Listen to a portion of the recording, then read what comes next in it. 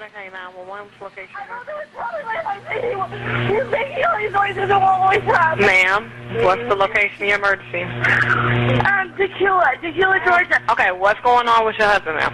I don't know. Okay. That's why I need someone to help. Okay, ma'am, is he breathing? I'm going to start testing places, okay? Okay, what do I do? All right, what I need you to do is listen to me carefully. I need you to place the heel of your hand on the breastbone in the center of his chest. 4, 1, 2, 3, 4. 1, 2, 3, 4. 1, 2, 3, 4. Because of those who stand before you today and the others who are not able to be here, a life has been saved. A wife has her husband, and a little girl has her daddy.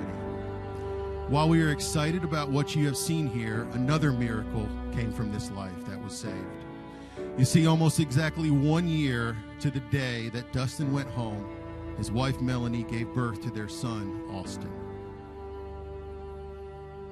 Will you please join me in welcoming Melanie, Ashlyn, Austin, and Dustin Alton.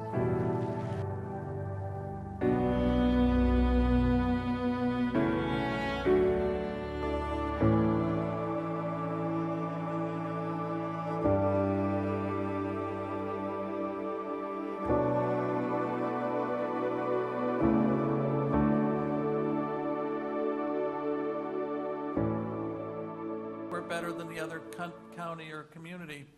You want everybody to feel comfortable that they'll be equally represented at the table, not forgotten, and that they... I just would like to tell you a very personal experience. I was asked in the middle of all of this effort to go to my last child's elementary school and speak to the teachers. They have an hour of education every 2 weeks, and they just invite different people to come. And I said, oh, you don't need me. You need somebody who's going to teach you how to breathe.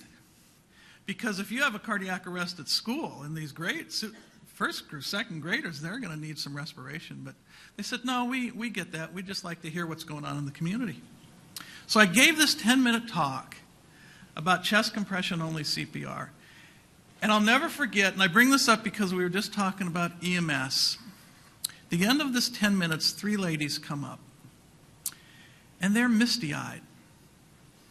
And I immediately thought, oh, I said something that offended them. And I began to apologize. And the more outspoken of the 3 looked at me and said, oh, you dummy. You didn't offend us. You changed our lives. We're all married to firefighters. And in 20 or 12 or 15 years of service, our husbands had never had a positive cardiac arrest save in their careers until this year. And then they said something I'll never forget.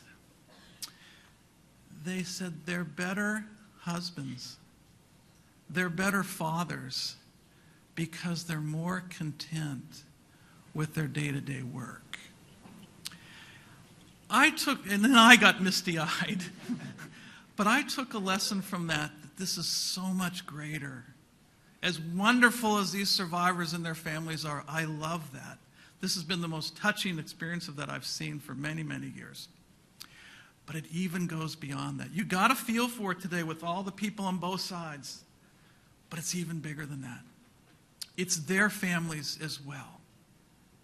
Their children, their wives, their spouses, their husbands.